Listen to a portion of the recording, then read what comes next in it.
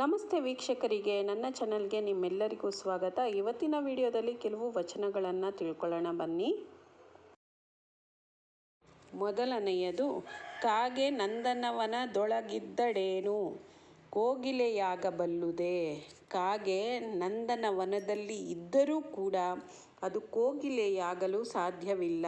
ಅದರ ಗುಣ ಅದಕ್ಕೆ ಇರುತ್ತದೆ. ಅದರ ಗುಣವನ್ನು ಅವು ಬಿಟ್ಟು ಬರುವುದಿಲ್ಲ ಅಂತ ಅರ್ಥ ಬರುತ್ತೆ ಇಲ್ಲಿ.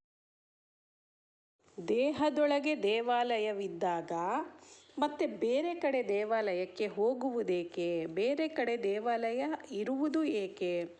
ಎಷ್ಟು ಚೆನ್ನಾಗಿ ತಾತ್ವಿಕವಾಗಿ ಯೋಚನೆ ಮಾಡಿದ್ದಾರೆ ನೋಡಿ. ನಮ್ಮ ದೇಹವೇ ದೇಗುಲ ಅಂತ ಹೇಳ್ದಂಗೆ ದೇಹದೊಳಗೆ ದೇವಾಲಯವಿದ್ದಾಗ ಹೊರಗೆ ಹೋಗುವುದು ಬೇಕಿಲ್ಲ ಬೇರೆ ದೇವಾಲಯಗಳು. ಮುರಿದು ತಿಂಬುವ ತೋಳ ಕುರಿಯ ಮರಿಯ ಬೇನೆಯ ಬಲ್ಲುದೇ. ಚೆನ್ನಾಗಿ ಮಾಂಸವನ್ನು ಮುರಿದು ತಿನ್ನುವ ತೋಳಕ್ಕೆ ಕುರಿಯ ಮರಿಯ ನೋವು ಗೊತ್ತಾಗುತ್ತದೆಯೇ? ಅದು ಸಾಧ್ಯವಿಲ್ಲ. ಎನಿತು ಕಾಲ ಕಲ್ಲು ನೀರೊಳಗಿದ್ದಡೇನು ನೆನೆದು ಮೃದವಾಗಬಲ್ಲದೆ. ಎಷ್ಟು ಕಾಲ ಕಲ್ಲು ನೀರೊಳಗಿದ್ದರೂ ಕೂಡ ನೆನೆದು ಮೆತ್ತಗಾಗೋದಿಲ್ಲ.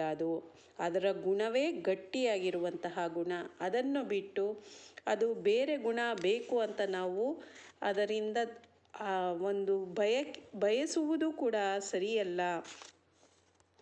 ಕೊನೆಯ ವಚನ, ಲೋಕದ ಡೊಂಕ ನೀವೇಕೆ ತಿದ್ದುವಿರಿ? ನಿಮ್ಮ ತನುವ ಸಂತೈಸಿಕೊಳ್ಳಿ.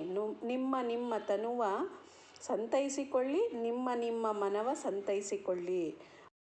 ಲೋಕದಲ್ಲಿರುವ ತಪ್ಪುಗಳನ್ನು ನೀವೇಕೆ ತಿದ್ದಲು ಹೋಗ್ತೀರಾ? ನಿಮ್ಮ ಒಂದು ಬಾಡಿ ಅಥವಾ ತನು ಅಂತಂದರೆ ನಮ್ಮ ದೇಹವನ್ನು ಸಂತೈಸಿಕೊಳ್ಳಿ. ನಿಮ್ಮ ಮನವ ಸಂತೈಸಿಕೊಳ್ಳಿ. ನಿಮ್ಮ ಮನವನ್ನು ಶುದ್ಧವಾಗಿಟ್ಕೊಳ್ಳಿ. ಅಷ್ಟೇ ಸಾಕು.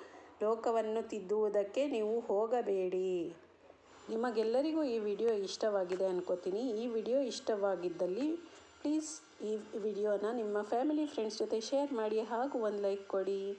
ಧನ್ಯವಾದಗಳು.